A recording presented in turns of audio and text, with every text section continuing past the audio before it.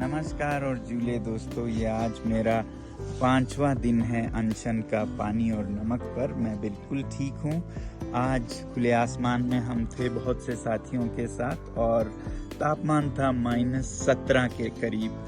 और ऐसे में आप देख रहे हैं ये जो गिलास का पानी है ये न सिर्फ जमा है बल्कि फूल के ऊपर आया है, मगर ये बिल्कुल नहीं जमा है क्योंकि ये अल्कोहल है और अल्कोहल का जमने का तापमान है -114 और पानी का 0 डिग्री।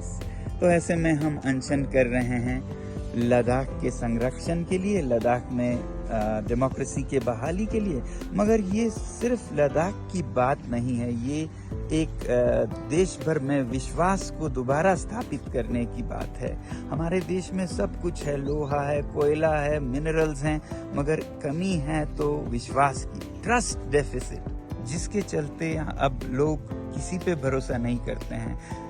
जनता नेताओं पर भरोसा नहीं करती, नेता अपने साथियों पर भरोसा नहीं करती और इलेक्शन प्रोसेस पर ही अब विश्वास उठ रहा है, इलेक्ट्रॉनिक वोटिंग मशीन्स पे विश्वास उठ रहा है। और ऐसे में फिर नेताओं से सीख के लोग भी फिर बिजनेसेस में भरोसा नहीं करते हैं, वादे तोड़ देते हैं।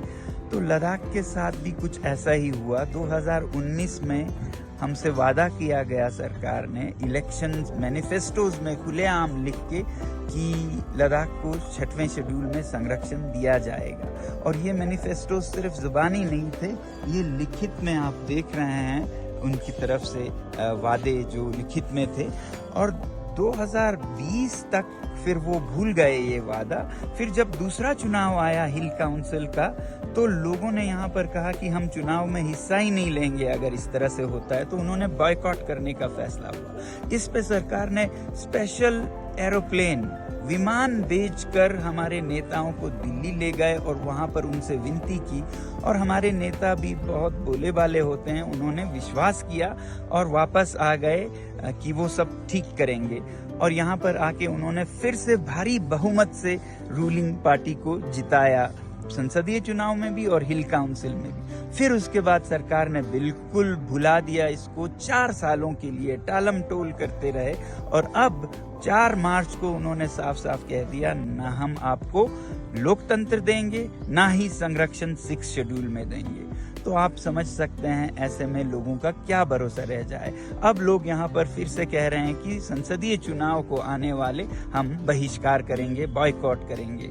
मगर ये सिर्फ लद्दाख की बात नहीं है, पूरे देश की बात है। अगर इलेक्शन मैनिफेस्टोस के साथ यही हाल होता रहा तो लद्दाख एक उदाहरण बन जाएगा हर नेता के लिए कि कोई भी वादा कर लो, कोई जरूरत नहीं है पूरा करने की। मगर अगर लद्दाख के लोगों ने किसी तरह सरकार से ये मनवाया कि वो वादे पूरा करे, तो फिर एक अच्छा उदाहरण बनेगा 50 साल तक की जो नेता वादे करते हैं उन्हें हमें पूरा करवाने का भी साधन है। तो लद्दाख का ये जो आंदोलन है बहुत ही क्रूशियल है ट्रस्ट डेफिसिट को खत्म करने के लिए भारत में।